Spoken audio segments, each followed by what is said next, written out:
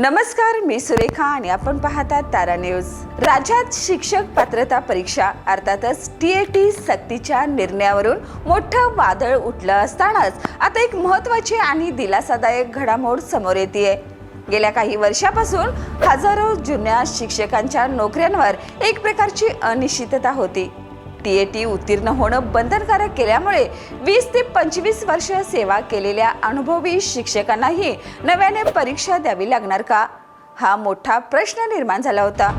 पण आता केंद्र सरकारच्या नव्या विधेयकामुळे हीच टांगती तलवार दूर होण्याची चिन्ह स्पष्ट दिसत आहेत। शिक्षण हक्क कायदा 2009 मध्ये करण्यात आलेल्या सुधारणामुळे आधीपासूनच सेवेत असलेल्या शिक्षकांना मोठा दिलासा मिळणार आहे।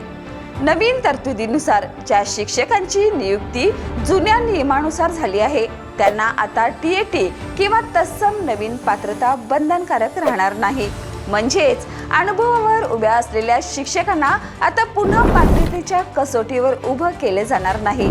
याहून महत्त्वाचं म्हणजे सेवा अटी, पदोन्नती किंवा वेतन यावर केवळ नवीन पात्रतेअभावी कोणताही परिणाम होणार नाही, हेही स्पष्ट करण्यात आले।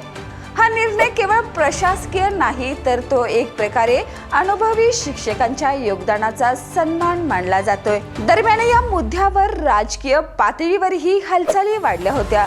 अनुभवी शिक्षकांना न्याय मिळावा अशी मागणी अनेक स्तरातून पुढे येत होती। आता या विधेयकाला अंतिम मंजुरी मिळाल्यानंतर राज्यातील आणि देशातील हजारो शिक्षकांना मोठा दिलासा मिळणार आहे आणि शिक्षण व्यवस्थेत स्थैर्य निर्माण होण्याची शक्यता अधिक बळकट झाली आहे। पण एक प्रश्न मात्र कायम आहे, नवीन शिक्षकांसाठी कडक अटी आणि जुन्यांसाठी सवलत, यातून शिक्षणाच्या गुणवत्तेवर नेमका काय परिणाम होणार, याचं उत्तर येणारा काळच देईल।